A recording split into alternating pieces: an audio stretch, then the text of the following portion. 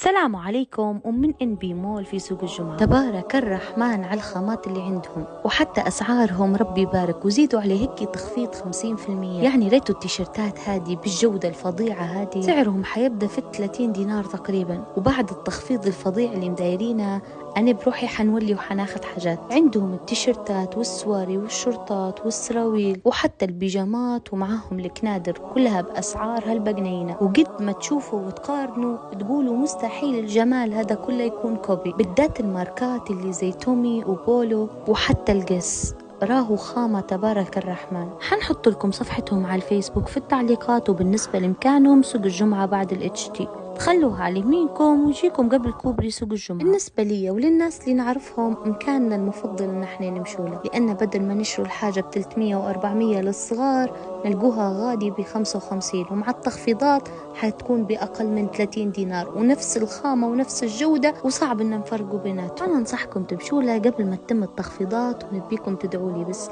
وخليكم هيك مع الدورة اللي درناها في المحل. وفما نرجع كشوق الليالي لضوء القمر، كعشق اليبابي لقطر المطار، نجيء وفي راحتينا الضياء، نقاء وحبا لكل البشر.